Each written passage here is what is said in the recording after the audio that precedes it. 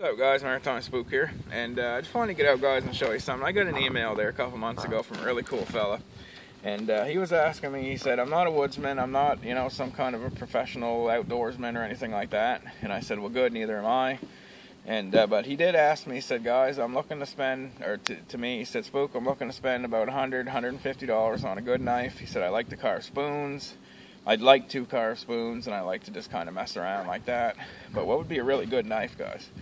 So I said to him, Avalanche, I said to him, you know, there's so many different good knives, but one that I will recommend, and, you know, this has nothing to do with, you know, any company placement or anything like that, guys, but I'm going to have to say it's going to be the X-1 by X.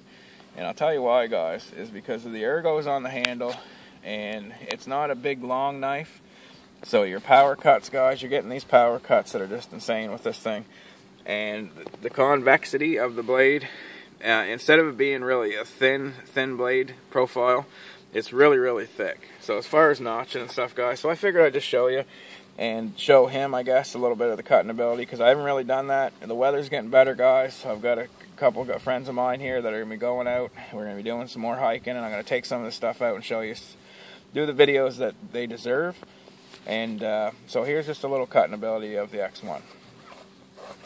But one thing, guys, the ergos are immaculate, and I mean, it makes it effortless. And I mean, I've used this knife enough that some knives would have dulled by now.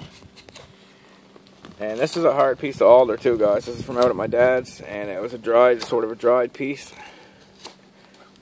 So I mean, it's not a soft piece of wood by any stretch of the imagination. And you can see, guys, that was effortless. And there's no hot spots in the knife either, and that's one thing I really like. So now we've taken this off, guys, and a lot of taking off bark and stuff like that. A lot of knives will do that easy, but a lot of knives, and I have a lot of knives, guys, and you know that from watching the videos, they're not the best at notching some of them. One thing I like about this, because of the sort of bulldog type shape, if I could call it that, where it's short and kind of stocky, it's really excellent at you know, making your you know, your good notches for traps and for, you know, stuff like that.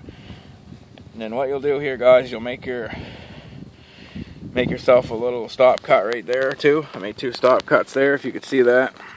And I'm gonna go in with this really awesome grind that's got, and I'm gonna go in and I'm gonna shave up just to the other stop cut. And it does it excellent. You can see, guys, there's no way that's ever going to roll on you or anything like that. And that's a big thing for knives, guys, when you're working with harder wood or green wood or anything, guys. I've rolled a couple different blades. I would never in a million years think this would roll. This is an L6 steel, by the way, too, guys. Very tough steel. So what I'm going to do, guys, is now that I've made the stop cut up to the stop, I'm going to clean out my notch. And one thing, like I said, guys, I've made the other little stop cut, and I'm going to go in, and you can get some awful power cuts on this, guys. And I'm just going in, and I'm really cutting off the tail end of what I just notched. So we'll get in like that, guys. And with this bullpup type shape, maybe the X1 should have been called the X1 bullpup, because it's like that bull kind of shape, short and stocky, just like me. And I can attest, guys, there's a lot of stuff I can do well being short and stocky, and there's some stuff that I can't do well, but you know, the pros may overlap the cons, and that's what it is with this knife too, guys.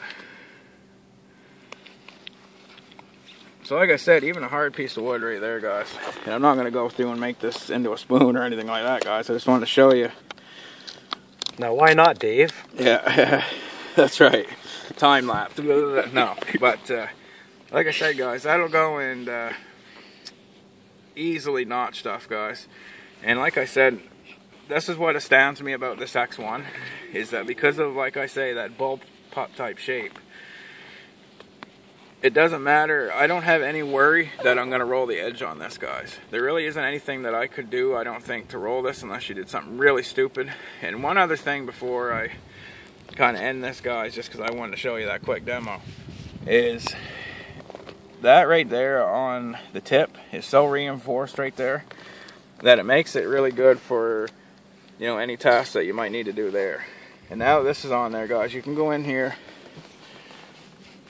And if you needed to go into a piece of wood and make yourself a little spot to put some cordage or, whatever you're making, guys, that can get right in there, and that's another thing. There's no worry there at all. So, I mean, it's a type of knife, guys. Like I said, I hope that answers my friend's question, because it's a type of knife, guys, that is one you could take into the woods, and it's all scratched up here. I was using flint to strike sparks off it.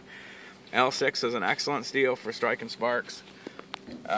It's just an all-arounder, guys. Like I said, it strikes a ferrocerium rod well. I'll show you. I've got one here.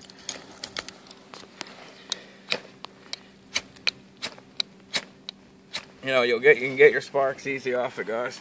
It's just an all-around good knife. And like I said, it's not this huge knife, but this accompanied with an axe or a good machete, you've got her beat. You can see the ergos on the handle, guys. It's got the palm swell right where it needs to be, and it's just obviously an immaculate job. If you want a handsome knife, you're not going to beat this either, because it's just a really handsome knife.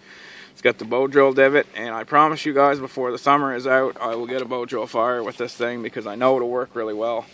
So we'll, hold me to it, guys. So anyway, guys, it's Maritime Spook signing out, and here's the sheath on the X-1 too, guys, if you want to look. And I made a little small modification to it, nothing serious, but it fits in there pretty well. But I took a piece of shot cord as the lanyard, and I always like putting lanyards on my Bushcraft knives. And you can take the piece of shot cord right there and wrap it on the top, and that makes it so that knife's not going to come out of there at all. And that's just a little added security. So anyway, guys, I just want to show you that and the beautiful view. We got urchin divers in here in the back of us here doing some diving, and I want to show you the X-1 and some of its capabilities. And there's going to be more videos to come, guys, and now that the weather's starting to break, you're going to see us out on some hikes testing out this cool gear. So anyway, guys, Maritime Spook signing out. Keep your stick on the ice and buy yourself a XXX X1, guys, and you're not going to be disappointed. That's a strong little bullpup right there. Take her easy, guys. Stop. Stop it, Randy.